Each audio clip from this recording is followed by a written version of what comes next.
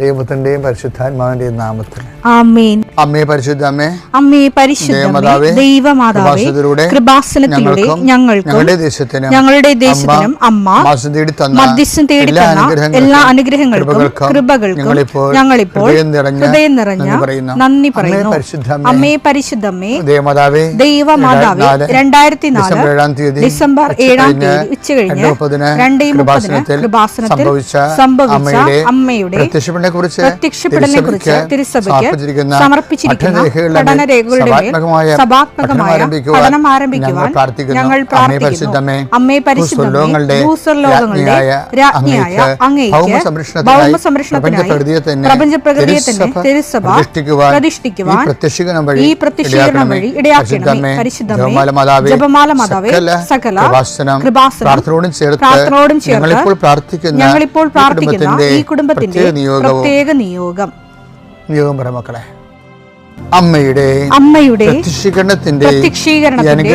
ഈ അനുഗ്രഹവേളയിൽ ഞങ്ങൾക്ക് സാധിച്ചു തരുവാൻ കനിയണമേ. ആമേൻ. വിശ്വാസ പ്രമാണം.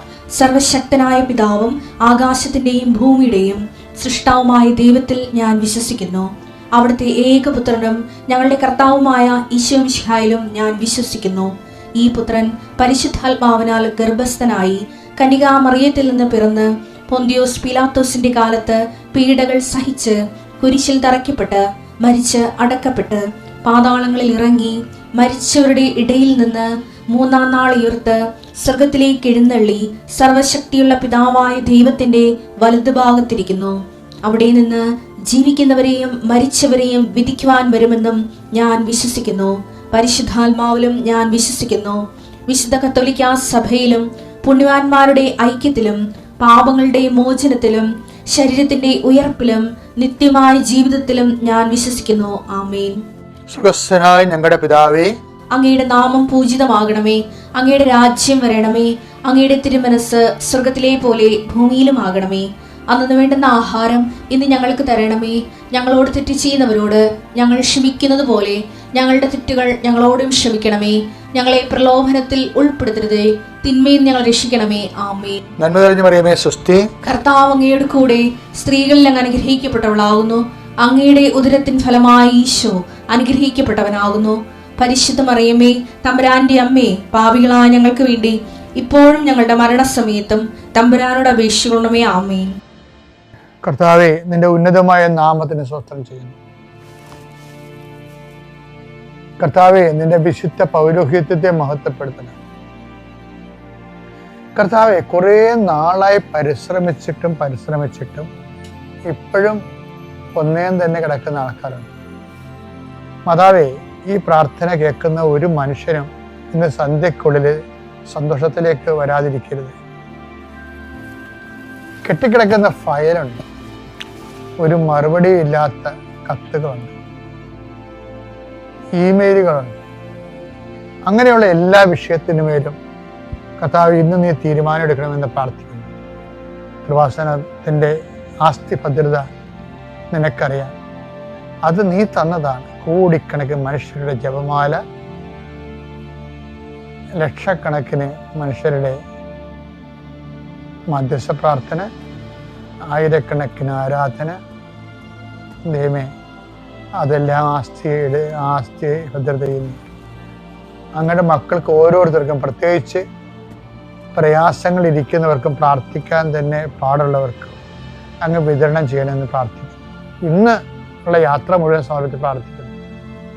ഇന്ന് ഓരോരോ കാര്യങ്ങൾക്ക് വേണ്ടി പോകുന്നവരെ, ഓരോരോ വ്യക്തികളെ കണ്ടുമുട്ടാൻ പോകുന്നവരെ, ഓരോരോ കാര്യങ്ങൾ ഒപ്പിട്ട് കൊടുത്തിരിക്കുന്നവരെ സമർപ്പിച്ച് പ്രാർത്ഥിക്കുന്നു. ഞാൻ 39 വർഷം അർപ്പിച്ച കുർബാനയുടെ യോഗ്യതയാൽ കൃപാസനത്താറെ ജീവനോടെ പ്രത്യക്ഷപ്പെട്ട മാതാവിൻ്റെ മധ്യസ്ഥത, ദൈവമകനെ, ദൈവമകളെ, നീ ഇപ്പോഴും ആശ്രയിക്കപ്പെടുന്നു. എൻ്റെ സങ്കടങ്ങളെ കർത്താവ് ഏറ്റെടുക്കുകയും നിന്നെ കർത്താവ് സന്തോഷത്തോടെ തിരിച്ചു കൊണ്ടുവരികയും ചെയ്യട്ടെ. ഇന്ന് നമ്മൾ ഇന്നലത്തെ സുവിശേഷ ഭാഗ്യത്തിൻ്റെ 2ാമത് സുവിശേഷ ഭാഗ്യമുണ്ട്. മത്തായിയുടെ സുവിശേഷം 5:4. വിലപിക്കുന്നവർ ഭാഗ്യവാന്മാർ, വിലപിക്കുന്നവർ ഭാഗ്യവാന്മാർ, അവർ ആശ്വസിപ്പിക്കപ്പെടും. ക്ലിയർ അല്ലേ? അപ്പൊ നമ്മളെ പൊതുവെ നോക്കുമ്പോ ഇങ്ങനെ നിലയം വിളിച്ച് ഓലി വിട്ട് ഓരോ ആവശ്യത്തിന് ആവശ്യമുള്ളതിനും ഇല്ലാത്തതിനും എല്ലാം നിലപിടിച്ച് നടക്കുന്ന കുറെ ആൾക്കാരില്ലേ? ഞങ്ങൾ കുറെ എണ്ണം കണ്ടിട്ടുണ്ട്. ഒരു ആവശ്യമില്ലെങ്കിലും ചില പിള്ളേരെ കണ്ടിട്ടില്ലേ, പിള്ളേര് വെറുതെ എണ്ണുമ്പോൾ നിലവിളിക്കും. കുറച്ച് കഴിയുമ്പോൾ വാവേ എന്ന് പറയും. പൂർവസ്ഥിതി പ്രാപിക്കും കൊച്ചു വെറുതെ കിടന്ന് കൊണ്ടിട്ടാണ്. ഇതുപോലെ വലിയ മനുഷ്യരുണ്ട് വെറുതെ കിടന്ന് നിലവിളിക്കുന്നവർ. ഈശോയ്ക്ക് ഈ വെറുതെ കിടന്ന് നിലവിളിക്കുന്നവര് ഭയങ്കര നീരസമാണ്. ഈശോയുടെ ഗെറ്റ് ഔട്ട് അടിക്കും. എന്നുവെച്ചാൽ ഇത് എല്ലാ കാര്യത്തിലും അളിഞ്ഞ മോന്തമായിട്ട് നിലപിടിച്ച് നടക്കണില്ലേ? നിങ്ങൾക്ക് തോന്നണ്ട ഈ ദൈവത്തിന് അത് വലിയ ഇഷ്ടമാണെന്ന്? No no no. അവർ ഈശോ ഗെറ്റ് ഔട്ട് അടിക്കുന്നത്. ഗെറ്റ് ഔട്ട് അടിക്കുന്ന കേൾക്കാം. മത്തായി 9:23-24. യേശു ഭരണാധികാരിയുടെ ഭവനത്തിലെത്തി. കുഴലൂത്തുകാരെയും കുഴലൂത്തുകാരറിയാല എല്ലാത്തിനെയും. അതായത് സങ്കടം ഇങ്ങനെ ഊതി യഹൂദന്മാരെ വിളിയും കാണും ഇതുപോലെ കുറെ ആൾക്കാർ. നമ്മൾ പണ്ട് ഇതുപോലെ തന്നെ ആ മരണാന്തരീക്ഷം നിലനിർത്താൻ വേണ്ടി റെക്കോർഡ് ഇടുകയല്ലേ? അപ്പോഴതിനകത്ത് വചനങ്ങളുണ്ട് കേട്ടോ. നമ്മുടെ റെക്കോർഡിൻ്റെ അകത്ത് വചനങ്ങളുണ്ട്. ലത്തീൻ കുടുംബങ്ങളിലൊക്കെ പണ്ട് അമ്മാനും വായിക്കുമായിരുന്നു, ഉത്തമ്മാനും വായിക്കുന്നില്ല. എൻ്റെ ഒക്കെ എല്ലാം വചനങ്ങളുണ്ട്. കൊഴുതണല്ല, ഇതിങ്ങനെ ഈ ശോകമുഖമായ സ്വരങ്ങൾ കേൾപ്പിച്ചുകൊണ്ടിരിക്കും. എനിക്ക് സത്യം പറഞ്ഞ യഹൂദന്മാരുടെ കുഴലൂത്ത് എന്താണെന്ന് കൃത്യമായിട്ട് അറിയത്തില്ല. എങ്കിലും പൊതുവെ അവരുടെ ആ രീതികളെ കുറിച്ച് അറിയാം. അപ്പോൾ ഒരു ശോകാമുഖമായ അന്തരീക്ഷം നിലനിർത്തിക്കൊണ്ടിരിക്കുന്ന ആൾക്കാരെ ഈശ്വന്തി അവരെ ഗെറ്റ് ഔട്ട് അടിക്കും. അതാണ് വിഷയം. എപ്പോഴും ദൈന്യതയും പറഞ്ഞുകൊണ്ട് എപ്പോഴും കാറിയും കുവിയും ഇലയും വിളിച്ച് അവതാരം പറഞ്ഞ് നടക്കുന്ന ആൾക്കാരില്ലേ? ഇങ്ങനെയുള്ള സിറ്റുവേഷനിൽ അങ്ങനെയുള്ളൊരു ദൈവം അത്ര കണ്ട് അഡ്രസ്സ് ചെയ്യണില്ല. ഇപ്പൊ എന്താ ഈശോ പറയണത്? വിലപിക്കുന്നവർ ഭാഗ്യവാന്മാർ, അവർ ആശ്വസിപ്പിക്കപ്പെടും. ആശ്വസിപ്പിക്കപ്പെടും. അപ്പൊ നിങ്ങൾ ഓർക്കും സുവിശേഷത്തില് ഇപ്പോൾ കരയുന്നവരെ എന്നും കിടക്കുന്നുണ്ട്. അപ്പൊ നമ്മൾ ഓർക്കുന്നത്, നമ്മൾ ഉടനെ ഓർക്കും ഇപ്പൊ നമ്മൾ പോയപ്പോൾ ജോലിയില്ല, വീടില്ല, വീട്ടിൽ മരണം, ഇതിൽ ആകസ്മികമായ സങ്കടം വന്നു എന്ന് അതിൻ്റെ പേരിൽ നമുക്കൊരു വിലാപമുണ്ടായി ഇപ്പം തന്നെ ആശ്വാസം കിട്ടും എന്ന് ചിന്തിക്കുന്നവരുണ്ട്. കിട്ടത്തില്ല എന്നൊന്നും ഞാൻ പറയണില്ല. അനുഭവത്തിൽ വിളിച്ചത് കിട്ടുക തന്നെ ചെയ്യും. പക്ഷെ അതിന് വേറെ ഒരു വശം കൂടി ഉണ്ട്. എന്താണത്? അത് താഴത്തെ വചനമാണ് എൻ്റെ കീ. എന്താണ്? എന്നെ പ്രതി കരയുന്ന ആൾക്കാരൊക്കെ കൊള്ളാം, കരയണൊക്കെ കൊള്ളാം. കരയുന്നവർ ആശ്വസിപ്പിക്കപ്പെടും. വെറുതെ ഇരുന്നുണ്ട് വീടില്ലേ, ജോലിയില്ലേ, എനിക്ക് എൻ്റെ അവസ്ഥ ഇങ്ങനെയാണെന്ന് പറഞ്ഞ് കരയണമല്ല. എന്നെ പ്രതി എന്നുള്ളത് ഇവിടെ ചേർക്കണം. കാര്യം എല്ലാത്തിനെയും താക്കോൽ കൊണ്ട് അടിയിൽ വെച്ചിരിക്കണം ഈശോ. എന്നെ പ്രതി എന്താണ്? അതിൻ്റെ സുവിശേഷം കൈമാറുന്നതിൻ്റെ വെളിച്ചത്തില്, സുവിശേഷം ജീവിക്കുന്നതിൻ്റെ വെളിച്ചത്തില്, സുവിശേഷത്തിന് സാക്ഷ്യം വഹിക്കുന്നതിൻ്റെ ഭാഗമായിട്ട് ഉണ്ടാകുന്ന കരച്ചില്. അല്ല വയറ്റിപ്പഴപ്പില്ലെന്ന് പറഞ്ഞ് കിടന്ന് കരയണതല്ല. അതിന് മര്യാദക്ക് അധ്വാനിക്കേണ്ടി വരും. നമ്മൾ ദൈവം സഹായിക്കും. പക്ഷെ അതിൻ്റെ വിഷയം എന്ന് പറയുന്നത് ഈ വിശ്വാസ കൈമാറ്റവും സുവിശേഷ സാക്ഷ്യത്തിൻ്റെ പേരിൽ പീഡനങ്ങളും പ്രയാസങ്ങളൊക്കെ അനുഭവിക്കുന്നതിനെ കുറിച്ചാണ് ഈശോ ഈ സുവിശേഷ ഭാഗ്യത്തിൽ പറയണത് എന്നാണ് എനിക്ക് തോന്നുന്നത്. എൻ്റെ ഒരു കാഴ്ചപ്പാടാണത്. കുഴപ്പമില്ലാത്തൊരു കാഴ്ചപ്പാടാണെന്ന് തോന്നുന്നത്. എന്താ വെച്ച് കഴിഞ്ഞാൽ എൻ്റെ താഴെ അത് എഴുതിയിട്ടുണ്ടല്ലോ. ഇതെല്ലാം കഴിയുമ്പോൾ ഈശോ പറയുന്നുണ്ടല്ലോ, എന്നെ പ്രതി. ആ വചനം ഒന്നിട്ട് വായിച്ച്. എന്നെ പ്രതി മനുഷ്യർ നിങ്ങളെ അവഹേളിക്കുമ്പോണ്ടാകുന്ന കരച്ചിലുണ്ടല്ലോ. അപ്പൊ കരയുന്നവർ അനുഗ്രഹീതർ. പീഡിപ്പിക്കുകയും മനുഷ്യർ നിങ്ങളെ കർത്താവിന്റെ വചന വിശ്വാസ ജീവിതത്തിന്റെ പേരിൽ നമ്മളെ പീഡിപ്പിക്കുന്നവരല്ലേ. ഇപ്പൊ തന്നെ ജമീയമായി ഈശോയെ ഏറ്റുപറഞ്ഞതിന്റെ പേരിൽ എന്തുമാത്രം പുകില ഉണ്ടായത്. അവളെ ആക്ഷേപിച്ച ആൾക്കാരൊക്കെ ഇല്ലേ? അതിന് കരച്ചിലൊന്നുമില്ല. എന്നാൽ തന്നെയും ആക്ഷേപിച്ച യഥാർത്ഥ വിശ്വാസികൾക്ക് വിശ്വാസം ഏറ്റു പറയുമ്പോൾ ആരും ആക്ഷേപിച്ചാൽ അവർക്ക് മൈൻഡ് ചെയ്യത്തില്ല. കാര്യം ആ വിശ്വാസത്തിലേക്ക് അവർ വരാൻ വേണ്ടി നമ്മൾ പ്രാർത്ഥിക്കുക മാത്രമേ ഉള്ളൂ. വരെ കാര്യമൊന്നും ചെയ്തില്ല. അപ്പൊ എന്നെ മനുഷ്യനെ അവഹേളിക്കുകയും അടുത്ത വചനം എന്താ? പീഡിപ്പിക്കുകയും വിശ്വാസം നമ്മൾ സ്വീകരിക്കാൻ കൈമാറും ചെയ്യുന്നതിന്റെ കാര്യമുണ്ട്. അടുത്ത പീഡനങ്ങളിൽ നമുക്കുണ്ടാകുന്ന കരച്ചില്. എല്ലാവിധ തിന്മകളും നമ്മൾ കള്ളക്കേസ് കൊടുക്കത്തില്ല നമുക്കെതിരെ. എല്ലാവിധ തിന്മകളും നിങ്ങൾക്കെതിരെ വ്യാജമായി ആരോപിക്കുകയും ചെയ്യുമ്പോൾ നിങ്ങൾ ഭാഗ്യവാന്മാർ. അപ്പൊ മനസ്സിലായി, സുവിശേഷ കൈമാറ്റത്തിലാണ് വിഷയം വരുന്നത്. നമ്മൾ സുവിശേഷ ഭാഗ്യങ്ങളെന്ന് പറഞ്ഞിട്ടേ വെറുതെ ഇരുന്ന് കരയുന്നവരും ദുഃഖിക്കുന്നവരെന്നൊക്കെ പറഞ്ഞൊരു കഥയില്ല. താഴെ വൃത്തിയായിട്ട് കാര്യം എഴുതിയിട്ടുണ്ട്. എന്താണ്? എല്ലാം ഈശോനെ പ്രതി ആയിരിക്കണം, ഈശോയുടെ വചനത്തെ പ്രതി ആയിരിക്കണം. ആ വചനം ജീവിക്കുന്നതിന്റെ പേരിൽ ഒരു വ്യക്തിക്കുണ്ടാകുന്ന നഷ്ടങ്ങളെ പ്രതി കരയുന്നവർ. എന്താ എഴുതിയിരിക്കണത്?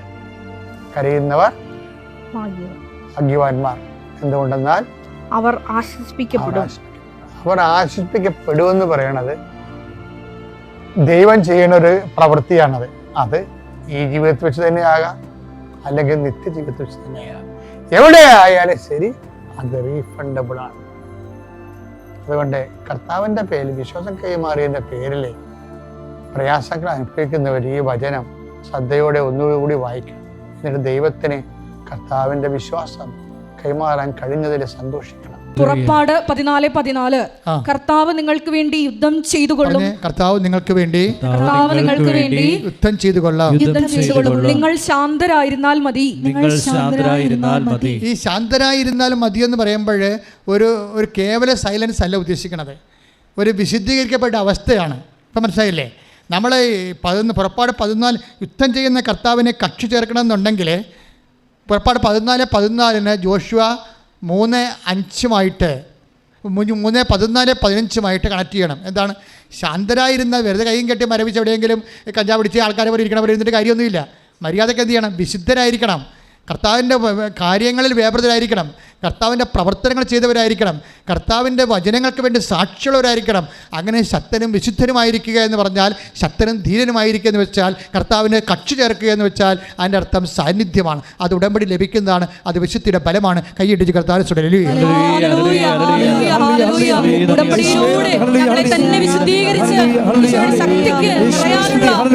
കൃപയാൽ അഭിഷിക്തമാകുന്ന വലിയൊരു ദൈവിക നിമിഷമാണ്.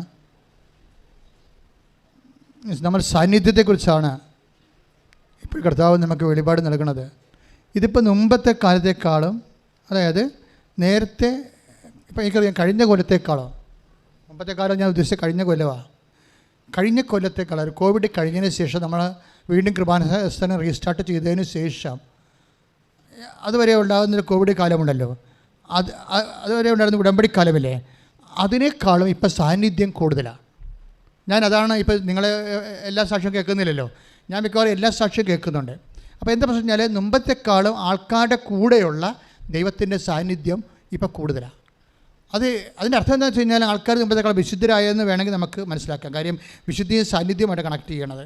പിന്നെ ആൾക്കാർ മുമ്പത്തെക്കാളും ഉടമ്പടിയുടെ ബയോളജി പഠിച്ചിട്ടുണ്ട്. ഇപ്പം ഉടമ്പടി ഒരു ഭക്തകൃത്യമൊന്നും അല്ലത്. ശരിക്കും പറഞ്ഞാൽ അത് ഒരു ബൈബിളിക്കൽ എക്സിക്യൂഷനാണ്. ആ ബൈബിൾ പ്രയോഗത്തിൽ വരുത്തുന്ന സിസ്റ്റമാറ്റിക് സയൻറ്റിഫിക് മാത്തമാറ്റിക്കൽ പ്രയറാണ്. കാര്യം അതിൻ്റെ ഇന്ന ഫലത്തിന് ഇന്ന ആപ്ലിക്കേഷൻ ഇന്ന ഫലമെന്ന് കൃത്യമാണല്ലോ. കഴിഞ്ഞ ദിവസങ്ങളിലേ ഒരു സാക്ഷ്യം ഉണ്ടായത് അല്ലൻ വർഗീസ് എന്നും പറഞ്ഞ ഒരു ഉദ്യോഗസ്ഥനാണ്, ഗവൺമെൻറ് ഉദ്യോഗസ്ഥൻ, ട്രിവാൻഡ്രത്തെ ഗവൺമെൻറ് ഉദ്യോഗസ്ഥൻ. അദ്ദേഹം എങ്ങനെ വെച്ചാൽ അദ്ദേഹം ഇവിടെ നിൽക്കുമ്പോൾ വൈഫും കൂടി നിൽക്കുമ്പോൾ അദ്ദേഹത്തിന് മാതാവിനോടുള്ള ഒരു സങ്കടമാണ്. കാര്യം അദ്ദേഹത്തിന് ഒരിക്കലും നടക്കാത്തൊരു കാര്യം അമ്മ ഉടമ്പടി പ്രകാരം നടത്തിക്കൊടുത്തു. അദ്ദേഹത്തിൻ്റെ ട്രാൻസ്ഫറാണ്. അദ്ദേഹത്തിൻ്റെ ട്രാൻസ്ഫർ ട്രിവാൻഡ്രത്ത് നിന്ന് കൊല്ലത്തേക്കായിരുന്നു. അപ്പോൾ മാതാപിതാക്കന്മാരുടെ കുറേ പ്രശ്നങ്ങൾ ഒക്കെ കാരണം അവർക്ക് കൊല്ലത്ത് പോയി ജോലി ചെയ്യാനോ ദിവസം പോകാനോ പറ്റത്തില്ല. അപ്പോൾ ട്രാൻസ്ഫർ ചേഞ്ച് ചെയ്യാതെ ഒരു മാർഗ്ഗമില്ല. അപ്പോൾ അദ്ദേഹം ആദ്യം ഉടമ്പടി ചെയ്തു, കൊല്ലത്തെ ട്രാൻസ്ഫർ അതുപോലെ തന്നെ നിന്നു. പിന്നെയും വന്ന് ഉടമ്പടി ചെയ്തു. പക്ഷേ പുള്ളിയുടെ ട്രാൻസ്ഫർ വീണ്ടും ട്രിവാൻഡ്രത്തേക്കാക്കി ദൈവം ക്രമീകരിച്ചു. അത് ഭയങ്കര ഞെട്ടിപ്പിക്കുന്ന ഒരു സാക്ഷ്യമാണ്. എന്ന് വെച്ച് കഴിഞ്ഞാൽ അതായത് എന്താ പ്രശ്നം വെച്ച് കഴിഞ്ഞാൽ അമ്മ ചെയ്തതിനേക്കാൾ വലുത് അദ്ദേഹം ചെയ്തത് എന്താണെന്ന് ആദ്യം പറയാം. അദ്ദേഹം ആദ്യം ട്രാൻസ്ഫറിന് ഒരിക്കലും അദ്ദേഹത്തിന് ട്രിവാൻഡ്രത്ത് നിന്ന് കൊല്ലത്ത് വന്ന് വർക്ക് ചെയ്യാൻ പറ്റത്തില്ല. അത് കുടുംബത്തിൻ്റെ സാഹചര്യം അതല്ല. അപ്പോൾ എന്താ ചെയ്യണത്? അമ്മ ഇത് മാറ്റിത്തരാതെ ഒരു മാർഗ്ഗവുമില്ല. 90 ദിവസം അദ്ദേഹം പക്ക ഉടമ്പടിയിലാണ് ജീവിക്കണത്. അല്ലാതെ കാര്യങ്ങൾ മനസ്സിലാക്കി പഠിച്ചു വന്ന് ഉടമ്പടി ചെയ്ത ആളാണ്. അല്ലാതെ ആൻറ്റി പറഞ്ഞ അയൽവാസി പറഞ്ഞെന്ന് പറഞ്ഞ് കൂടെ വന്ന് ഉടമ്പടി ചെയ്ത ആളല്ല. അപ്പോൾ അവർക്ക് മണിയാ കിണിയാ എന്തെങ്കിലും ചെയ്തിട്ടും പോര്. അതാണ് അവർ വർക്ക് ചെയ്യാത്തതിൻ്റെ കാരണം.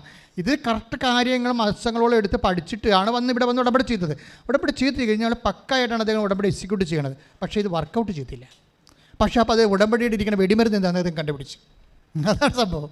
ഉടമ്പടി എങ്ങനെ കത്തണമെന്ന് പുള്ളിക്ക് കണ്ടുപിടിച്ചു. ഉടനെ പുള്ളി 3 മാസം ഉടമ്പടി ചെയ്ത് ഉടമ്പടി ജീവിച്ചപ്പോൾ ഉടമ്പടി എങ്ങനെയാണ് കത്തണമെന്നോ അല്ലെങ്കിൽ കത്തിക്കാൻ പറ്റണോ എങ്ങനെയാണെന്ന് കണ്ടുപിടിച്ച് പുള്ളി പുതുക്കി കഴിഞ്ഞപ്പോൾ ഒരു മലക്കം പറഞ്ഞപ്പോൾ ഇവിടെ പരിശുദ്ധാത്മാ വിവേചനം കൊടുത്തു മകനെ ഇങ്ങനെയല്ല കാര്യങ്ങൾ ചെയ്യേണ്ടത്.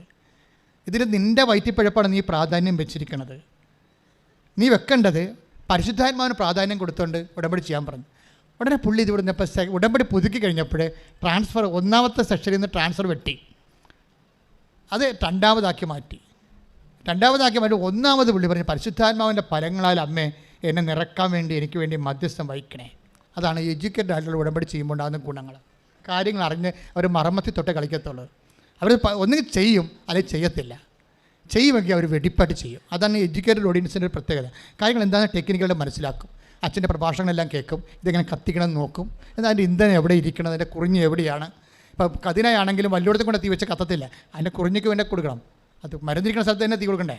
അപ്പോൾ ഈ മരുന്നിരിക്കുന്ന എവിടെയാണെന്ന് പുള്ളിക്ക് മനസ്സിലായി, ഇത് ആത്മാവിലായത് വർക്ക് ചെയ്യണത്. അതുകൊണ്ട് പുള്ളിക്കാരൻ ആദ്യം എഴുതി പരിശുദ്ധാത്മാവിൻ്റെ ഫലങ്ങളായി എന്നെ നിറക്കണമേ. 2 നിവർത്തിയില്ലാമേ വീണ്ടും വെക്കണം ഞാൻ ട്രാൻസ്ഫറിൻ്റെ കാര്യം. കൊല്ലത്ത് പോകാൻ എനിക്ക് അവർ പറഞ്ഞു, അവർ ഓഫീസ് കൊല്ലത്തിടാമെന്ന് പറഞ്ഞു. കൊല്ലത്ത് പോകാൻ അതിനെ റെഡിയാക്കിയിരിക്കുകയാണ് അവർ. അപ്പോൾ അതുകൊണ്ട് ഇപ്പോഴും അത് സ്റ്റാറ്റസ് കോ അങ്ങനെ നിൽക്കുകയാണ്, ഒരു മാറ്റവും ഇല്ലാതെ. പക്ഷേ എനിക്ക് പോകാനും പറ്റണില്ല. അപ്പോൾ അതാണ് വെച്ചു. പക്ഷേ ആദ്യം പിന്നെ അതിൻ്റെ അകത്ത് മൂന്നാമതായിട്ട് പുള്ളിക്കാരനൊരു കാര്യം വെച്ചു. കാര്യം അമ്മ ഞാൻ മാത്രമല്ല, എൻ്റെ കൂടെ ഒരു സഹപ്രവർത്തകനുണ്ട് ഈ ഓഫീസിൽ ജോലി ചെയ്യണം. അവനും എന്നെപ്പോലെ പ്രശ്നമാണ്, അവനെയും കൊല്ലത്തൊന്നും വർക്ക് ചെയ്യാൻ പറ്റത്തില്ല. അപ്പോൾ അവൻ്റെ കാര്യം കൂടി ഞാൻ വെക്കണമെന്ന് മൂന്നാമതായിട്ട് അവൻ്റെ കാര്യം വെച്ച്, സഹപ്രവർത്തകൻ്റെ കാര്യം വെച്ച്. അപ്പോൾ ഈ അല്ലൻ്റെ കാര്യം അമ്മ രണ്ടാമത്തെ ഉടമ്പടി കറക്റ്റ് ഉടമ്പടി ആയത് കാരണം അല്ലൻ്റെ കാര്യം അമ്മ ഈ വിത്തിൻ നോ ടൈം കൊല്ലത്തെ ഓഫീസും ഗവൺമെൻറ് സ്റ്റോപ്പ് ചെയ്ത് അത് ആ പ്രോജക്റ്റ് സ്റ്റോപ്പ് ചെയ്ത് അല്ലെങ്കിൽ അവിടെ തന്നെ അവൻ ഇരുന്ന സ്ഥലത്ത് തന്നെ ട്രാൻസ്ഫർ തിരിച്ചു കൊടുത്തു. ക്ലിയറായത്. ഇപ്പോൾ ഓർഡറെല്ലാം പിൻവലിച്ചു, എല്ലാം ക്ലിയറായി. പക്ഷേ കൂടെ ഉള്ളവന് ഇപ്പോഴും പോകണം. അപ്പോൾ അവൻ ഇവിടെ വന്ന് വെച്ചും പറഞ്ഞു, അമ്മേ ഞാൻ എൻ്റെ കാര്യം പറഞ്ഞപ്പോൾ മൂന്നാമതായിട്ട് എൻ്റെ സഹപ്രവർത്തകൻ്റെ കാര്യം പറഞ്ഞായിരുന്നു, അവനിപ്പോഴും വിഷമത്തിലാണെന്ന് പറഞ്ഞില്ല. പെട്ടെന്ന് ഒരു സുഗന്ധാഭിഷേകം വന്നു. പെട്ടെന്ന് ഇവിടെ നിൽക്കുമ്പോൾ സുഗന്ധാഭിഷേകം വന്നു. അപ്പോൾ വൈഫിനോട് ചോദിച്ചു, വൈഫും കൊണ്ട് നിൽക്കുകയല്ലേ, കാര്യം ഇവിടെ ഞങ്ങളെ ഇവിടെ ഈ നമുക്ക് ഈ 10,000-2000 ആൾക്കാർ ഒരുമിച്ച് നിൽക്കണമ്പോൾ ബാത്റൂംസ് ഇവിടെ തന്നെയാണ് സെറ്റ് ചെയ്തിരിക്കുന്നത്. ആരും കാണുന്നില്ലെങ്കിലും വളരെ ശാസ്ത്രീയമായിട്ട് 57 ബാത്റൂം ഇതിനകത്തുണ്ട്. അത് ആ രീതിയിലാണ് സെറ്റ് ചെയ്തിരിക്കണം. പക്ഷേ ഓവറായിട്ട് ആൾക്കാർ വന്ന് ഉപയോഗിച്ച് കഴിയുമ്പോൾ എന്തെങ്കിലും സ്മെല്ലുണ്ടാകും. അതുകൊണ്ട് ഞങ്ങളിവിടെ എല്ലാം വിക്ക് വെച്ചിരിക്കണം. കണ്ടില്ലേ നിങ്ങൾ, ഇതുമാത്രം വിക്ക് വെച്ചിട്ടുണ്ട് ഇവിടെ. അപ്പോൾ ചിലപ്പോൾ ഏതെങ്കിലുമൊക്കെ ഓർഡർ നല്ല സ്മെല്ല് വരും. അതിന് ആൾക്കാർ ഒത്തിരി കൊണ്ട് ആവശ്യമില്ലാത്ത സ്മെല്ലുണ്ടാകാതിരിക്കാൻ വേണ്ടി ഇത് സെറ്റ് ചെയ്തിരിക്കണം. അപ്പോൾ ഞാൻ ഈ സുഗന്ധാഭിഷേകം എന്ന് പറയുമ്പോൾ ഞാൻ മൈൻഡ് ചെയ്യത്തില്ല, കാര്യം എനിക്കറിയാം ഈ വിക്ക് വെച്ചിരിക്കണം കൊണ്ടാണെന്നറിയാം. പക്ഷേ ഇത് പ്രോബ്ലം വെച്ച് കഴിഞ്ഞാൽ ഈ വിക്കിൻ്റെ സ്മെല്ലല്ല, വേറെ ഒരു വെറൈറ്റി സ്മെല്ലാണ് ഇതിൻ്റെ മാതാവിൻ്റെ സ്മെല്ലെന്ന് പറയുമ്പോൾ. അപ്പോൾ ഉടനെ വൈഫ് അടുത്ത് നിൽപ്പുണ്ട്. വൈഫോട് ചോദിക്കും, എനിക്ക് വല്ലാത്തൊരു സ്വർഗീയ സുഗന്ധം ഫീൽ ചെയ്യണമല്ല, നിനക്ക് വല്ലതും തോന്നിയോ? അപ്പോൾ എനിക്കൊന്നും തോന്നിയില്ല. വീണ്ടും ചോദിച്ചു, അയാൾക്ക് സ്മെല്ല് ശരി വരുന്നുണ്ട്. വീണ്ടും ചോദിച്ചു, അപ്പോഴും ഒന്നുമില്ല. കുറച്ച് കഴിഞ്ഞപ്പോൾ അയാളുടെ മനസ്സിലൊരു ഇൻഡ്യൂഷൻ വന്നു, കൂട്ടുകാരനെ വിളിക്കാൻ വന്നു. അയാൾ പുറത്തോട്ട് ഇറങ്ങിയിട്ട് കൂട്ടുകാരനെ വിളിച്ചു, നിൻ്റെ ട്രാൻസ്ഫറിന് വല്ലതും സംഭവിച്ചോളാം ചോദിച്ചു. അപ്പോൾ പറഞ്ഞു, എൻ്റെ ട്രാൻസ്ഫർ ക്യാൻസലാക്കിയെന്ന് പറഞ്ഞു. ഇതാണ് സംഭവം. അതാണ് പ്രസൻസ് എന്ന് പറയണത്. ഇതിങ്ങനെ ഇയർ ടു ഇയർ കേൾക്കുകയാണ് കാര്യങ്ങൾ. നമ്മൾ സത്യസന്ധമായിട്ട് നിന്നാൽ മതി. നമ്മുടെ ഈ മലയാളിയുടെ ജനിതകമായ ഉടായ്പില്ല, ആ സാധനം മാറ്റിയ ഉടമ്പടി വർക്കൗട്ട് ചെയ്യും. അത് കൃത്യമാണ്. മലയാളിക്ക് എങ്ങനെയൊക്കെ ചെറുക്ക് ഗേറ്റ് തുറന്നു കിടന്നാലും അതിന് അടിയിലേ വരത്തുള്ളൂ. അവരെന്തെങ്കിലും തരത്തിൽ കുറക്കാൻ പറ്റുമോ എന്ന് നോക്കും. ഇത് 10 പത്രമെങ്കിലും അടുത്ത ആഴ്ച കൊടുത്താൽ മതിയാന്ന് ചിന്തിക്കും. പണ്ട് ഈ ജഗതിയൊക്കെ കളിച്ച പോലെ വൈകിട്ടായാൽ വല്ല കുഴപ്പമുണ്ടാകുന്ന ചോദിക്കത്തില്ലേ, അതുപോലെ മലയാളി ചോദിക്കും, കൈനീട്ടവേ വൈകിട്ടായാൽ വല്ല കുഴപ്പമുണ്ടാകുന്നു എന്ന് പറയും. 10 പത്രം അവസാനം മാർച്ച് അവസാനം കൊടുത്താൽ മതിയാന്ന് ചോദിച്ചാൽ ഇത് കത്തുകയില്ല, നനഞ്ഞ പടക്കം പോലെ ഉടമ്പടി. എന്താ കാര്യം? ഇതിനൊരു ലിമിറ്റഡ് ഒരു സ്പീഡുണ്ട്. അത് നിങ്ങളുടെ സ്പിരിച്വൽ എന്തൂസിയാസത്തിൻ്റെ ഭാഗമാണ്. എന്ന് വെച്ച് കഴിഞ്ഞാൽ അതാണ് കർത്താവിൻ്റെ പുനരുദ്ധാനത്തിനാണ് സാക്ഷ്യം വഹിക്കുന്നത്. നിങ്ങൾ പത്രം കൊടുത്തു, രോഗിയെ കണ്ടു, ഇപ്പോൾ രോഗിയെ കണ്ടാകുമ്പോൾ തന്നെ ഈശോ എന്താ പറഞ്ഞിരിക്കുന്നത് വെച്ചാൽ ഞാൻ രോഗിയാണെന്നല്ല പറഞ്ഞിരിക്കണത്, അല്ലേ? അവിടെ വേറെ നിങ്ങളുടെ അയൽവാസിയാണ് പരിചയം, ചിലപ്പോൾ ജന്മത്ത് പരിചയം ആദ്യമായിട്ട് കാണുന്ന രോഗിയാണ്. അതുകൊണ്ട് നിങ്ങൾ ചിലപ്പോൾ ജന്മിത്തം കളിക്കും. എന്നാൽ കിടക്കട്ടെ, എൻ്റെ കയ്യിൽ നിന്നൊരു 50 രൂപ.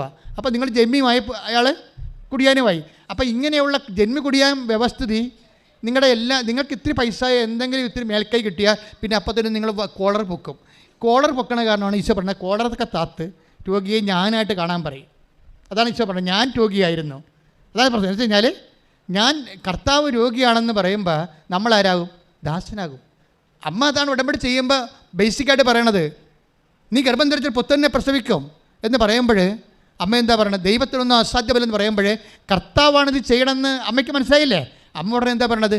ഇതാ കർത്താവിൻ്റെ ദാസി. അതാ അമ്മ ഉടമ്പടി ചെയ്യണം എന്താണ്? ദാസിയാണെന്നും പറഞ്ഞു. ഉടമ്പടി ചെയ്യുന്ന ഓരോ വ്യക്തികളും ആ ചെയ്യുന്ന നിമിഷം തന്നോട് തന്നെ പറയണം, ഞാൻ കർത്താവിൻ്റെ ദാസാണ്, കർത്താവിൻ്റെ ദാസിയാണ്. അമ്മയുടെ മധ്യസ്ഥയിലാണ് ദൈവത്തോട് ഉടമ്പടി ചെയ്യണത്. കൈയടിച്ച് കർത്താവ് അല്ലെന്നെ സാക്ഷ്യം എന്തുകൊണ്ടാണ് പെട്ടെന്ന് വർക്ക് ചെയ്യണത്? ഇവന് പരിശുദ്ധാത്മാവിൻ്റെ ഫലങ്ങൾ കിട്ടിയ ഉടനെ, പരിശുദ്ധാത്മാ ഫലം എന്താണ്? സ്നേഹമാണ്, അല്ലേ? സ്നേഹമാണ്. അതുകൊണ്ടാണല്ലോ അവൻ പോയി അവൻ രക്ഷപ്പെടാത്തതിൽ ഇവന് സങ്കടം വന്നത്. അതുകൊണ്ടാണല്ലോ അമ്മയോട് അവൻ പറഞ്ഞത്, അമ്മ അവൻ്റെ കാര്യം ശരിയായില്ല എന്ന് പറഞ്ഞത്. അപ്പോഴാണ് അമ്മ പറഞ്ഞത്, എൻ്റെ സാന്നിധ്യം നിൻ്റെ കൂടെയുണ്ട്, അവൻ്റെ കാര്യം ശരിയാക്കിയിട്ടുണ്ടെന്ന്. ഇതിന് ഒന്നും പഞ്ഞമില്ല മക്കളെ. ഇതെല്ലാം നിങ്ങൾ വരച്ച വരയിൽ നിങ്ങൾ പറയുന്ന സത്യസന്ധമാണെങ്കിൽ, നിങ്ങൾ ദൈവത്തിൻ്റെ സ്നേഹിതരാണെങ്കിൽ, ആ സ്നേഹത്തിന് വേണ്ടി സാക്ഷ്യം വഹിക്കാനാണ് നിങ്ങൾ ഉടമ്പടി എടുത്തെങ്കിൽ, ആ ലക്ഷ്യം സത്യസന്ധമാണെങ്കിൽ തീർച്ചയായിട്ടും ഉടമ്പടി ഇന്ന് കത്തും നിന്ന് കത്തും. കൈയിട്ടിച്ച് കർത്താവ്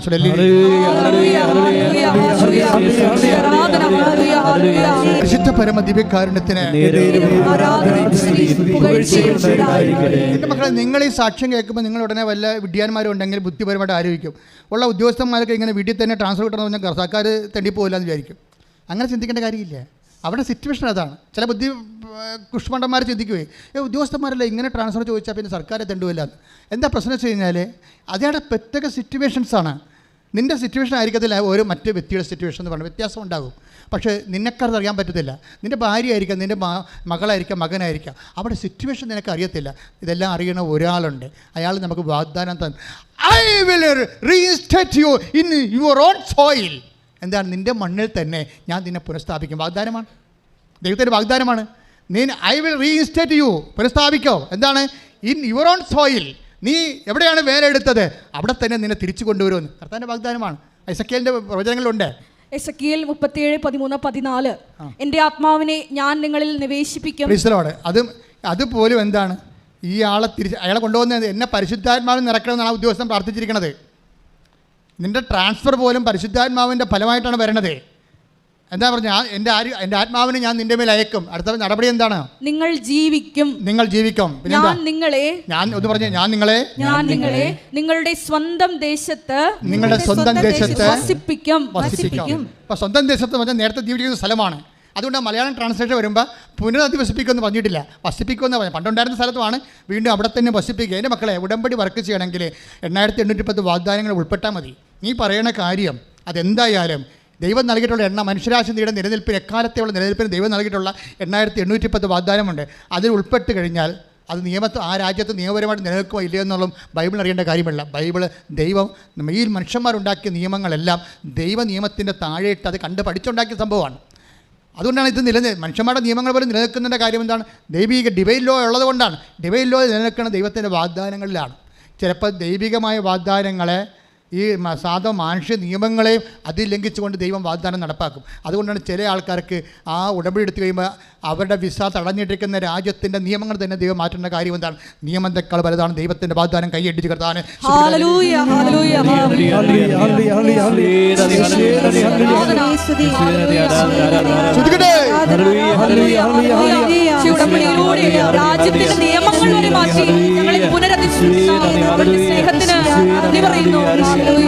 സർവ്വകാലങ്ങൾക്ക് പ്രതിഭയുണ്ടായിട്ട് കാര്യമില്ല, മറിച്ച് അതിന് അഭിഷേകമാണ് വേണ്ടത്. ഉണർവ് ഗാനങ്ങൾ ഈ നമ്മുടെ കൃപാസനത്തിലൊക്കെ പാടുന്നത് അഭിഷേക ഗാനങ്ങളാണ്. ഉണർവ് ഗാനങ്ങളുടെ അടുത്ത തലമുറയാണ് അഭിഷേക ഗാനങ്ങൾ. അത് നന്നായിട്ട് ദൈവസ്നേഹമുള്ളവരിൽ കണ്ണ് നിറഞ്ഞ് ഒക്കെ അഭിഷേകം ഉണ്ടാകും. ആ സമയത്ത് തന്നെ ആ പാട്ടുകൊണ്ട് തന്നെ ഒരു ധ്യാനത്തിൻ്റെ ദൈവാനുഭവം പ്രാപിക്കും. അഭിഷേക ഗാനങ്ങളുടെ ഗുണമെന്ന് പറയുന്നത് അത് എഴുതുന്ന ആൾക്ക് അഭിഷേകം ഉണ്ടാകും. അതിൻ്റെ ഒരു മദർ ഹാൻഡ്സെറ്റ് ഉള്ളവർക്ക്, മദർ ബോർഡുള്ളവർ, ആ അഭിഷേക തലമുള്ളവരെ സംബന്ധിച്ചിടത്തോളം പെട്ടെന്ന് അത് സ്പർശിക്കുകയും ചെയ്യും. ആന്തരികമായ ദൈവാനുഭവം, ഇമ്മീഡിയറ്റ് ദൈവാനുഭവം ഉണ്ടാക്കും. അതാണ് അഭിഷേക ഗാനങ്ങളുടെ പ്രത്യേകത. ഉണർവ് ഗാനങ്ങൾ സഭയിൽ വന്നതിന് ശേഷമാണ് ഈ അഭിഷേക ഗാനങ്ങൾ വരുന്നത്. നമ്മൾ പുറത്ത് കേൾക്കുന്നതൊക്കെ ഭക്തി ഗാനങ്ങളാണ്. ഭക്തി ഗാനങ്ങൾക്ക് ഭക്തി ഉണ്ടാകുമെന്നേ ഉള്ളൂ. ആ ഭക്തി എന്നുള്ള വിഷയം മാത്രമേ ഉള്ളൂ. അതൊരു ഔട്ട് ഓഫ് ദി പേഴ്സണൽ വികാരമാണ്. നമ്മുടെ ദൈവത്തിന് പുറത്ത് ഒരു മനുഷ്യന് ഉണ്ടാകുന്ന ഒരു വികാരമാണ് ഭക്തി. ദൈവത്തെക്കുറിച്ചുള്ള സ്നേഹത്തിൽ നിന്നും ഭക്തി, ആരാധന, ഭയമൊക്കെ ഉണ്ടാകും. അതുകൊണ്ട് ആ ഭക്തി, ആ വ്യക്തിക്ക് ഭക്തി ഉണ്ടാകും. ആ ഭക്തി ഒരു റിലേഷനാണ്. ബന്ധമാണ്. അത് നിങ്ങൾ നിലനിർത്താൻ, ദൈവത്തിൻ്റെ ബന്ധം നിലനിർത്താൻ പറ്റും. അഭിഷേകാനം ഇത് പ്രസൻസാണ്, അത് വ്യത്യാസമുണ്ട്. അഭിഷേകാനം എന്ന് പറയുമ്പോൾ നിങ്ങളിൽ ആ പ്രസൻസ് ഉണ്ടെങ്കിൽ ആ സെക്കൻഡുകൾക്കുള്ളിൽ ഈ എലിസബത്തിൻ്റെ മറിയത്തിൻ്റെ അഭിവാദനത്തിൻ്റെ അതേ വൈബ് എലിസബത്തിലുണ്ടായിരുന്ന കൊണ്ടാണ് ഇവർ രണ്ടൊക്കെ ഒരേ സമയം തന്നെ അഭിഷേകം അനുഭവിക്കാൻ പറ്റിയത് അല്ലേ. അതുകൊണ്ട് ഈശോയും പറയും നിങ്ങൾക്കതിൻ്റെ ഇതുണ്ടോ എന്ന് ചോദിക്കുമോ. അതായത് ദൈവത്തിൻ്റെ എല്ലാ അനുഭവങ്ങളും ഇമ്പാർട്ട് ചെയ്ത് കഴിഞ്ഞാൽ നമുക്ക് റിസീവ് ചെയ്യണം. റിസീവ് ചെയ്യാനുള്ള ഇൻഫ്രാസ്ട്രക്ചർ ഇതിൻ്റെ ഒരു ആവശ്യമായിട്ട് വരും. അതുകൊണ്ടാണ് ഈശോ പറയണത് എന്താണ്, നിങ്ങൾ ഒരു സമാധാനം ആശംസിച്ചാൽ സമാധാനത്തിൻ്റെ ആ ഭവനം അർഹതയുള്ളതാണെങ്കിൽ നിങ്ങളുടെ സമാധാനം അവിടെ കുടികൊള്ളും, ഇല്ലെങ്കിൽ റിട്ടേൺ അടിക്കുമെന്ന്. അത് നമുക്ക് ആൾക്കാരെ നിൽക്കുമ്പോൾ റിട്ടേൺ അടിക്കാൻ അറിയാൻ പറ്റും. ഞാൻ അത് ഇട്ടത്തെ വേണം കുറച്ചുകൂടി ഹല്ലേലൂയ ഹല്ലേലൂയ ഹല്ലേലൂയ ഹല്ലേലൂയ യേശുവേ നന്ദി ഹല്ലേലൂയ ഹല്ലേലൂയ ഹല്ലേലൂയ യേശുവേ ആരാധന ആരാധന ആരാധന ആരാധന ഹല്ലേലൂയ ഹല്ലേലൂയ ഹല്ലേലൂയ ഹല്ലേലൂയ യേശുവേ സ്തുതി ഹല്ലേലൂയ ഹല്ലേലൂയ ഹല്ലേലൂയ യേശുവേ മഹത്വം ഹല്ലേലൂയ. ലൂക്ക 10:5-6 നിങ്ങൾ ഏത് വീട്ടിൽ പ്രവേശിച്ചാലും ഈ വീടിന് സമാധാനം എന്ന് ആദ്യമേ ആശംസിക്കണം. സമാധാനത്തിന്റെ പുത്രൻ അവിടെ ഉണ്ടെങ്കിൽ നിങ്ങളുടെ സമാധാനം അവനിൽ കുടികൊള്ളും. ഇല്ലെങ്കിൽ അത് നിങ്ങളിലേക്ക് തിരിച്ചു പോരും. അതാണ് ഇതിൻ്റെ ദുരന്തം എന്ന് പറയുന്നത്. ദൈവാനുഭവത്തിന് ഒരു ഹാൻഡ്സെറ്റും മദർ ബോർഡും ഉണ്ട്. നമുക്ക് ഫോൺ എടുക്കുമ്പോൾ, പണ്ടൊക്കെ ഫോണില്ലേ, അതിന് ഒരു മദർ ബോർഡ് ഉണ്ടാവും, ഒരു ഹാൻഡ്സെറ്റും ഉണ്ടാവും ഇല്ലേ. ഈ മദർ ബോർഡും ഹാൻഡ്സെറ്റും തമ്മിൽ വയർ കൊണ്ടാണ് ബന്ധിച്ചിരിക്കുന്നത്. ഇപ്പോഴത് വയർലെസ് ആയിട്ടുണ്ട്. ഇതുപോലെ നമ്മളിൽ ഇത് അക്സെപ്റ്റ് ചെയ്യാനും റിസീവ് ചെയ്യാനും ഉള്ള സ്ട്രക്ചർ ഉണ്ടാകണം. നമ്മൾ ഉടമ്പടിയിൽ ശ്രമിക്കുന്നത് ദൈവാനുഭവത്തെ റിസീവ് ചെയ്യാനുള്ള സ്ട്രക്ചർ ഉണ്ടാക്കിയെടുക്കുകയാണ്. അത് നിങ്ങൾ ബുദ്ധിപൂർവ്വം ചെയ്യേണ്ട കാര്യമാണത്. അല്ല ഞാൻ പത്രം കൊടുത്ത് രോഗികളെ കിടന്നൊക്കെ പറഞ്ഞ് ചുമ്മാ എന്തെങ്കിലും പറഞ്ഞ് നടക്കരുത്. ഇതൊക്കെ ശാസ്ത്രീയമായൊരു വശമുണ്ട് ഇതിൻ്റെ പിന്നിൽ. അതായത് ഇപ്പോൾ തന്നെ ഉദാഹരണത്തിന് ഇതിൻ്റെ കർത്താവ് സമാധാനത്തിന് ദൂതനെന്ന് വെച്ച് കഴിഞ്ഞാൽ സമാധാനത്തോട് സഹകരിക്കാനുള്ള മനസ്ഥിതിയുണ്ട്. ദൈവവചനം വരുമ്പോൾ നമ്മൾ ദൈവവചനം നമ്മളിലേക്ക് വന്നാൽ സ്വാഭാവികമായിട്ട് ഇപ്സഭാത്തോ നമ്മൾ ദൈവത്തിൻ്റെ മക്കളെന്ന് ദൈവവചനം ആരിലേക്ക് അതായത് ദൈവവചനം ആരിലേക്ക് വരുന്നുവോ അവർ ദൈവപുത്രരെന്ന് വിളിക്കപ്പെടുന്നു. അപ്പോൾ ദൈവവചനം വരുന്നത്, അപ്പം നമ്മൾ ദൈവപുത്രരാകണം. നമുക്ക് വേണമെങ്കിൽ റിജക്റ്റ് ചെയ്യാം. ദൈവവചനത്തിന് നല്ല ഒരു സ്വീകരിക്കാനുള്ള ഒരു സ്വീകാര്യക്ഷമത, അതിനാണ് നമ്മൾ വിശ്വാസം, പ്രത്യാശ, സ്നേഹം എന്നൊക്കെ പറഞ്ഞ് ദൈവിക പുണ്യങ്ങൾ കൊണ്ട് നമ്മൾ ഒരുക്കണേൻ്റെ കാര്യം അതാണ്. ഇതിനെല്ലാം ഒരു ആധ്യാത്മിക സാങ്കേതിക ശാസ്ത്രത്തിൻ്റെ തോതിലാണ് ഈ ഉടമ്പടി വർക്ക് ചെയ്ത് വരണത്. അപ്പം അതിൻ്റെ ഒരു തിയറട്ടിക്കൽ ലെവലിൽ നിങ്ങൾക്ക് മനസ്സിലാക്കണം. ഓരോ കാര്യം ചെയ്യുമ്പോഴും അതിൻ്റെതായ നമ്മൾ ചെയ്യേണ്ടത് പ്രാക്ടിക്കലാണ്, പക്ഷേ അതിൻ്റെ ദൈവാനുഭവത്തിൻ്റെ ഒരു സാങ്കേതിക വശത്തിനകത്തുണ്ട്. അത് നമ്മൾ മനസ്സിലാക്കിയാൽ നമ്മൾക്ക് പെട്ടെന്ന് അത് ഈ ആപ്ലിക്കേറ്റ് ചെയ്യാൻ പറ്റും. Take the bed of God. Yohannan 10:35 ദൈവവചനം ആരുടെ അടുത്തേക്ക് വന്നുവോ അവരെ ദൈവങ്ങൾ എന്ന് അവൻ വിളിച്ചു. അപ്പൊ ദൈവവചനം നമ്മളിൽ വസിക്കുമ്പോൾ നമുക്ക് നമുക്ക് ദൈവാരൂപിയുടെ സാന്നിധ്യം ഉണ്ടെങ്കിൽ, അഭിഷേകം ഉണ്ടെങ്കിൽ പെട്ടെന്ന് നമുക്കത് മനസ്സിലാകും, പെട്ടെന്നൊക്കെ ഫീൽ ചെയ്യാൻ പറ്റും. ഇത് അതുകൊണ്ട് തന്നെ നമ്മുടെ ഇൻഫ്രാസ്ട്രക്ചർ ഒരു നിലപാട് തറയെന്നൊക്കെ പറഞ്ഞു. ഇപ്പോൾ റോക്കറ്റ് ലോഞ്ച് ചെയ്യണ പോലെ എല്ലാത്തിനും ഒരു ലാൻഡിങ് പാഡ് ഉണ്ട്. ശരിക്കും ദൈവവചനത്തിൻ്റെ ലാൻഡിങ് പാഡ് കർത്താവ് വളരെ സീരിയസ് ആയിട്ട് സംസാരിക്കുന്ന വിഷയമാണ്. ഈശോ പല പല ഭാഷകളിലാണ് ലാൻഡിങ് പാഡിനെ കുറിച്ച് പറയണത്. അതായത് നിലം എന്നൊക്കെ പറയും, പിന്നെ ഈശോ പറയും അർഹത എന്നൊക്കെ പറയും. 10:13 എടുത്തേ, മത്തായിയുടെ സുവിശേഷം. ശ്രുതികട ഹല്ലേലൂയ ഹല്ലേലൂയ ഹല്ലേലൂയ ഹല്ലേലൂയ ഹല്ലേലൂയ യേശുവേ നന്ദി ഹല്ലേലൂയ ഹല്ലേലൂയ ഹല്ലേലൂയ ഹല്ലേലൂയ ഹല്ലേലൂയ ഹല്ലേലൂയ. മത്തായി 10:12-13 നിങ്ങൾ ആ ഭവനത്തിൽ പ്രവേശിക്കുമ്പോൾ അതിന് സമാധാനം ആശംസിക്കണം. ആ ഭവനം അർഹതയുള്ളതാണെങ്കിൽ നിങ്ങളുടെ സമാധാനം അതിൽ വസിക്കട്ടെ. അർഹതയില്ലാത്തതെങ്കിൽ നിങ്ങളുടെ സമാധാനം നിങ്ങളിലേക്ക് തന്നെ മടങ്ങട്ടെ. ഈ ബ്ലെസ്സിങ്ങിൻ്റെ റിട്ടേൺ അടിക്കുന്ന പരിപാടി വളരെ സീരിയസ് ആയിട്ട് കണക്കാക്കേണ്ടതാണ്. ബ്ലെസ്സിങ് ദൈവത്തിൻ്റെ കിട്ടാത്തതല്ല പ്രശ്നം, ഇത് നമുക്ക് സ്വീകരിക്കാനുള്ള ഇൻഫ്രാസ്ട്രക്ചർ ഇല്ലാത്തതാണ്. അതാണ് പ്രശ്നം. ഇപ്പം എന്തുകൊണ്ടാണ് വിഴിഞ്ഞം തുറമുഖത്തെക്കുറിച്ച് നമ്മൾ ആലോചിക്കുന്നത്? കൊച്ചി തുറമുഖത്തേക്കാൾ എപ്പോഴും എല്ലാ ദിവസവും ട്രജ് ചെയ്ത് അതിൻ്റെ ആഴം കൂട്ടിയിട്ടാണ് കപ്പലെടുക്കുന്നത്. എന്നാലും ഒരു സൈസ് കഴിഞ്ഞാൽ പിന്നെ ഉൾക്കൊള്ളാൻ പാടായിരിക്കും. അതുകൊണ്ട് ആഴക്കടലിൽ തന്നെ തുറമുഖം ഉണ്ടാക്കി വെച്ചിരിക്കുകയാണ്. അതുകൊണ്ട് നമ്മുടെ ഇൻഫ്രാസ്ട്രക്ചർ പോലെ ഇരിക്കും നമ്മളുടെ കൃപയുടെ തോത് വർദ്ധിപ്പിക്കുക. തോത് എപ്പോഴും നമ്മുടെ വിഷയം. നമ്മൾക്ക് ഈ 30% കിട്ടിക്കഴിഞ്ഞാൽ നമ്മൾ ഓക്കെയാണ്. നിങ്ങൾ 30% ടാർഗറ്റ് ചെയ്താൽ നിങ്ങൾക്ക് 15% കിട്ടത്തുള്ളൂ. മത്തായി 13:8 എടുത്ത്. യേശുവേ ആരാധന ആരാധന ആരാധന. മത്തായി 13:8. മറ്റു ചിലത് നല്ല നിലത്ത് വീണു, അത് 100 മേനിയും 60 മേനിയും 30 മേനിയും വിളവ് നൽകി. ഇതാണ് ഈ അർഹത എന്ന് പറയുന്നത്, ഇതാണ് നിലപാട് അറിയെന്ന് പറയുന്നത്. അതായത് ബൈബിൾ എല്ലാം പറയുന്ന ഒരു കാര്യം തന്നെയാണ്, വ്യത്യസ്ത ലാംഗ്വേജ്, വ്യത്യസ്ത മീഡിയ ഉപയോഗിക്കുന്നു, ബിംബങ്ങൾ ഉപയോഗിക്കുന്നു എന്നുള്ളതാണ്. സംഭവം എല്ലാം ഒരു വിഷയമാണ്. ദൈവരാജ്യം എന്നുള്ള ഒറ്റ കോൺസെപ്റ്റിലാണ് ഇതെല്ലാം. ഒറ്റ ദൈവരാജ്യവും പിന്നെ കടുകമണിയുടെ കാര്യമൊക്കെ പറയുമ്പോൾ എന്നാ പറയണത്? Take the bed of God. Mathai 13:31-32. സ്വർഗരാജ്യം ഒരുവൻ വയലിൽ പാകിയ കടുകുമണിക്ക് സദൃശ്യം. അത് എല്ലാ വിത്തിനെയും കാൾ ചെറുതാണ്, എന്നാൽ വളർന്നു കഴിയുമ്പോൾ അത് മറ്റു ചെടികളേക്കാൾ വലുതായി ആകാശപ്പറവകൾ വന്ന് അതിൻ്റെ ശിഖരങ്ങളിൽ ചേക്കേറാൻ തക്കവിധം മരമായി തീരുന്നു. ഈശോ ഇതെല്ലാം ഉപയോഗിച്ചിരിക്കുന്നത് ദൈവരാജ്യം എന്നുള്ളൊരു സിംഗിൾ കോൺസെപ്റ്റിലാണ്. നമ്മൾ ഉടമ്പടി എപ്പോഴും വരുമ്പോൾ നിങ്ങൾ ഉടമ്പടി ഫലത്തിൽ നിങ്ങൾക്ക് സാക്ഷ്യങ്ങൾ കേൾക്കുമ്പോൾ നിങ്ങൾക്ക് മനസ്സിലാകും ഉടമ്പടി പോലെ ലോകത്തിൽ ഇത്രയും ലാർജ് സ്കെയിലിൽ മനുഷ്യർക്ക് ഭൗതിക സാക്ഷ്യങ്ങൾ ഉണ്ടാക്കുന്ന ഒരു പ്രാർത്ഥന ഞാൻ എൻ്റെ അറിവിലില്ല. അത്രയും ഫാസ്റ്റാണിത്. തന്നെയല്ല ഇത് ഒപ്പം മനുഷ്യനെ വചനത്തിൽ വളർത്തുന്നു. ഇവനെ പോലെ കേട്ടു അനുഗ്രഹം പ്രാപിച്ചു ഒരു അപേക്ഷ കത്തെഴുതി പോകുന്ന മിനിമം പ്രോഗ്രാമല്ല. കേട്ടവൻ പതുക്കെ പതുക്കെ സുവിശേഷം സ്വീകരിക്കുകയും സുവിശേഷത്തിൻ്റെ നടപടിക്രമം പൂർത്തിയാക്കുകയും വചനത്തെ ജീവിതത്തിൽ സ്വീകരിച്ചുകൊണ്ട് അതിന് സാക്ഷിയായി ജീവിക്കുന്ന ഒരു സമാന്തര ജീവിതമുണ്ട്. നവീനക്ക് പക്ഷേ അതുണ്ടാകത്തില്ല.